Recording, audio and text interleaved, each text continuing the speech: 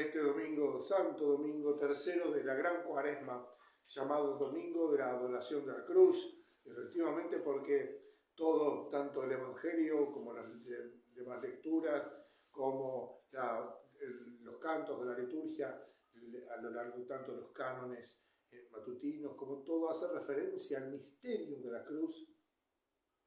Y tenemos lo que es la adoración de la cruz con la bendición de los puntos cardinales, la bendición de todo el orbe que Dios ha creado. Es una bendición muy especial que Dios da por la Iglesia y de la cual somos invitados a ser parte.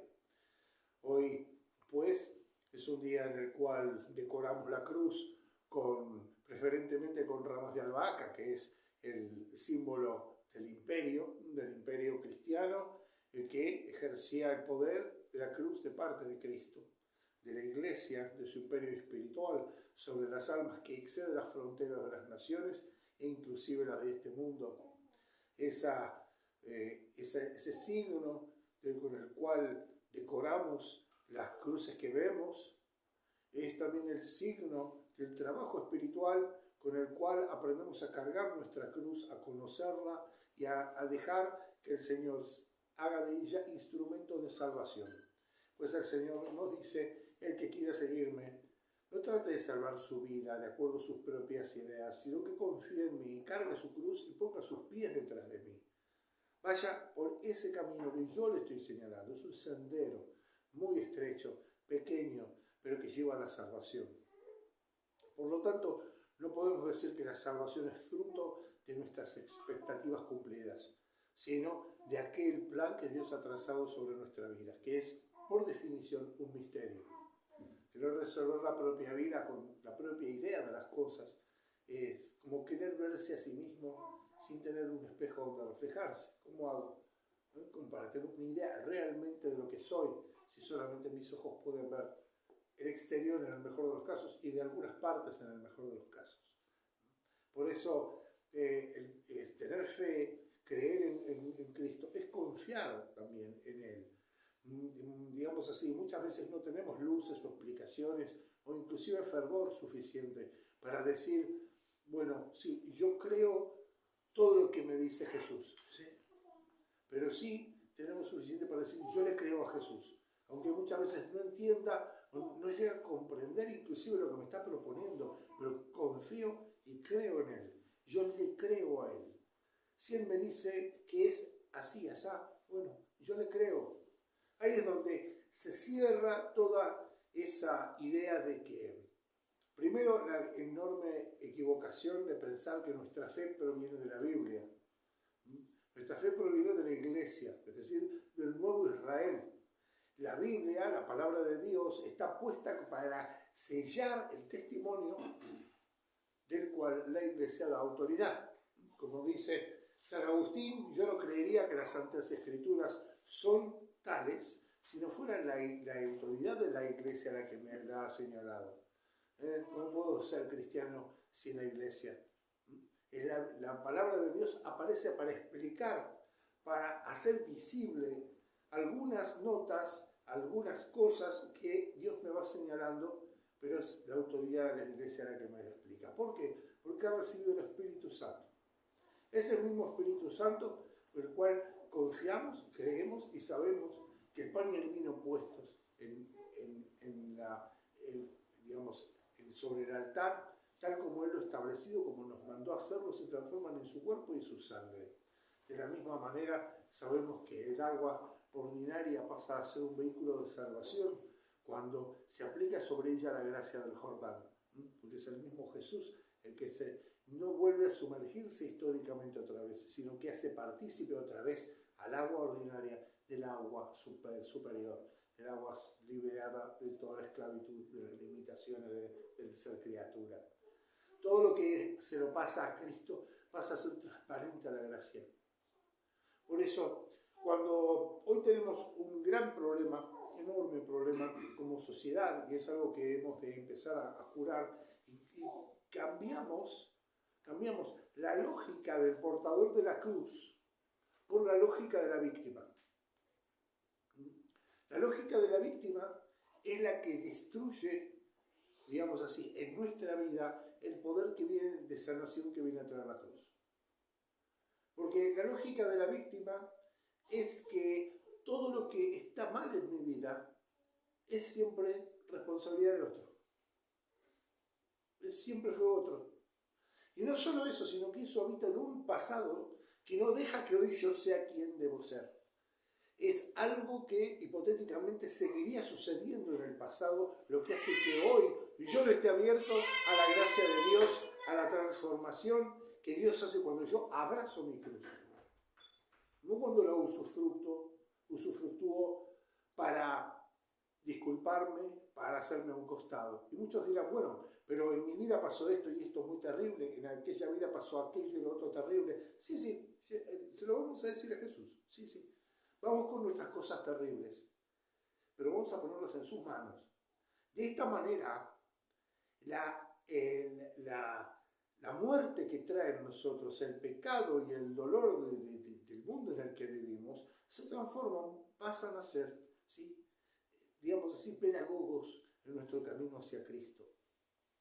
Porque vamos a salir de esa lógica en la cual nosotros somos digamos así, estamos exceptuados de tener que rendir cuenta porque somos una víctima de la vida, de la sociedad, del sistema, de mis padres, de los vecinos, de todo lo que venga, inclusive de mí mismo.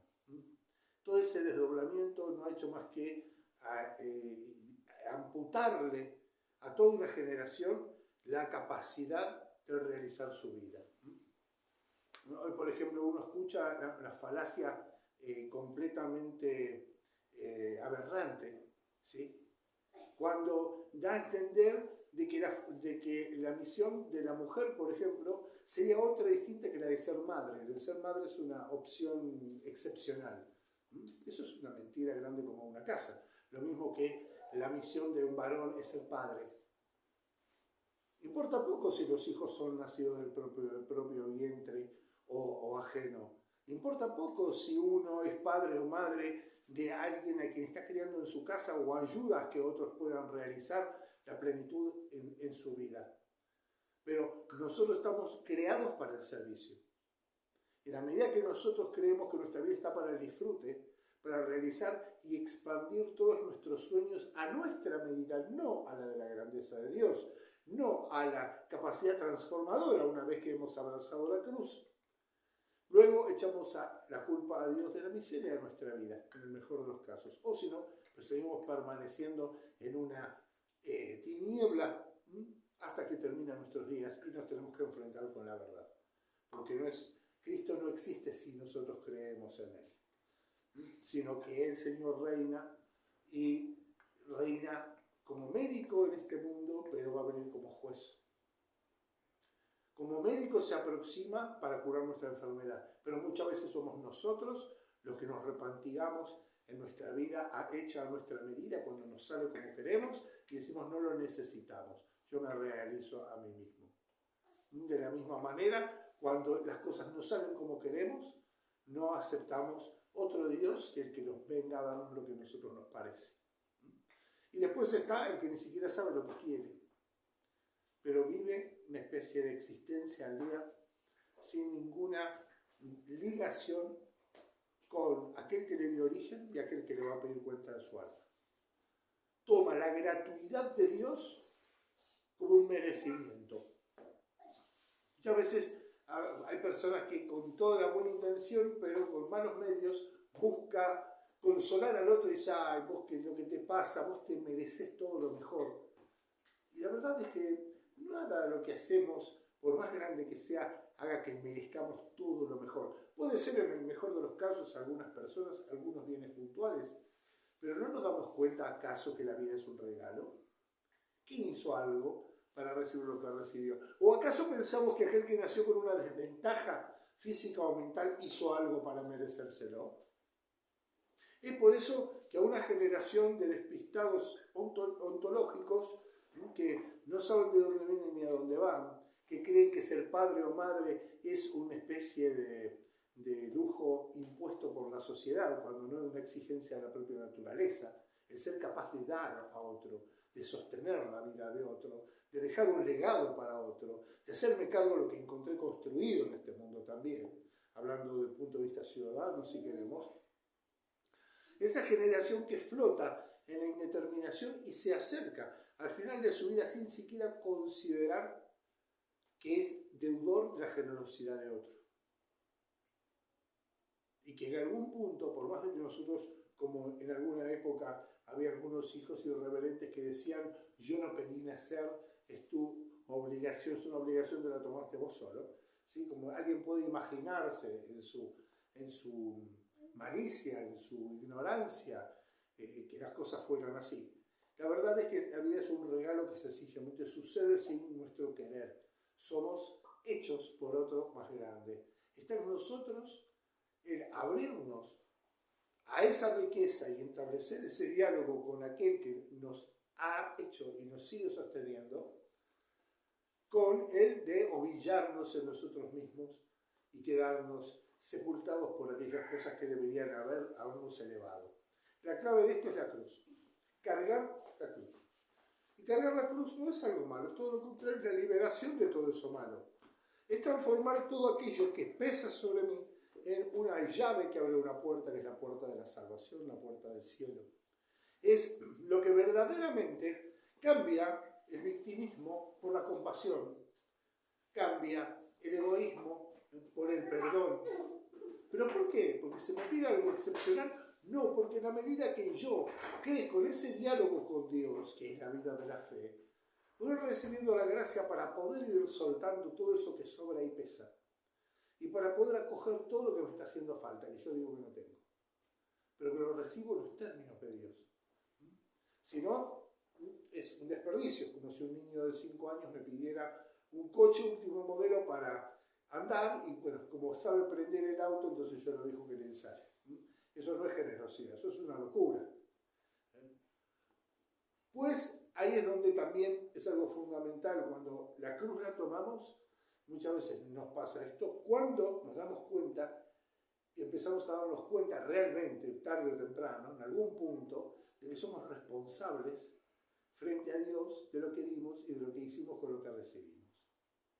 Entonces nos damos cuenta que es vinculante, que la cruz no es una cosa puramente interior, escondida, sino que es un camino que nos lleva al servicio, que nos ayuda a ponernos en el lugar del otro.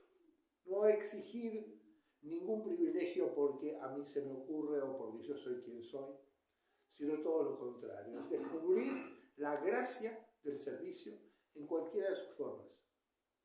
Aquellas que potencian nuestra capacidad de madres y de padres, capaces de engendrar, de sostener vida, de alimentar, de transmitir aquello algo de lo recibido, que es lo que pone en valor mi vida.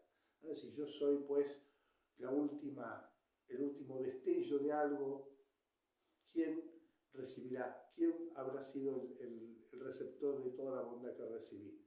¿A dónde fue a parar todo lo que se volcó sobre mí? Si no tengo ni siquiera el prurito de ponerme debajo del Señor para recibir su gracia, sino que constantemente le muestro que yo sufro, de acuerdo a mis criterios, he sufrido más que Él y por eso tengo más título de víctima. Cuando hablamos de que el Señor es víctima, es porque hablamos del sentido sacrificial. Es aquel que se ofrece con su cuerpo para dar la vida por otro. Sin embargo, la mentalidad de víctima es contraria. A pesar de que la palabra es la misma, sin embargo su significado es el contrario. Es la excusa para no dar la vida por nada ni por nadie. Para seguir lamiéndome heridas que no tengo y para seguir justificándome de la felicidad que no estoy dispuesto a procurarme, ni la gratitud que no estoy dispuesto a acoger con un corazón verdaderamente renovado. Por eso la cruz viene a ser, como Cristo, nuevas todas las cosas. Las cambia de significado y cambia de sentido las cosas. Así como el Señor, al sumergirse en el Jordán, la corriente se detuvo y cambiaron las aguas de dirección, milagro que se repite todos los años en el Jordán. De esa misma manera, al llegar Jesús y descender a las aguas de nuestro corazón, cambian de curso. Dejan de escurrirse hacia la nada, hacia la indeterminación, y empiezan a dirigirse hacia la salvación, hacia la verdadera trascendencia nuestra, que es ser en Dios para siempre, de acuerdo a un designio que supera nuestra mente, nuestro corazón, porque es un designio de un amor eterno. Un amor eterno que, decía el apóstol, está ministrando como gran sacerdote, como sumo sacerdote a veces se dice, el término más exacto sería archisacerdote, es el que está oficiando delante del Padre, pero ya no con sangre, como se hacía en el Antiguo Testamento, con sangre de animales, sino en la sangre propia, la que Él dio voluntariamente. Él la ofrece delante del Padre, como Él, siendo Dios, la ofrece en cuanto hombre, porque ha sido su voluntad humana la que hizo la diferencia. Como Dios, todo ya lo había dado, porque Dios es inmutable y es todo pleno. Sin embargo, en cuanto hombre, en cuanto a su naturaleza humana, el camino que recorrió Cristo es el camino que estamos llamados nosotros. Él elaboró el antídoto para nuestras enfermedades. Con el veneno de la serpiente, que nos muerde con la muerte, el Señor ha creado la inmortalidad para nosotros, resucitando entre los muertos, declarando abolido al orden corrupto de este mundo, para poder elevarnos al orden verdaderamente restaurado y glorioso, que verdaderamente ama, adora y da gracias a Dios continuamente. Por eso, queridos hermanos, no nos perdamos lo más importante. No nos perdamos aquello que estamos llamados a hacer por aquello que a nosotros se nos ocurre. No confundamos un capricho y una herida con que eso es más poderoso que Dios. Dios es más fuerte que cualquier cosa que nos haya pasado. Pero en la medida que nos aferremos al Señor, cambiará el Jordán de nuestro corazón de curso, dejaremos de sencillamente envejecer y pasaremos a renovarnos de acuerdo a como decía el apóstol San Pablo, mi ser exterior se deteriora mientras mi espíritu se edifica para la salvación. Amén. Que la Santísima Madre de Dios, aquella que dio a la luz verdadera, sea nuestra valedora ante su Hijo. Amén.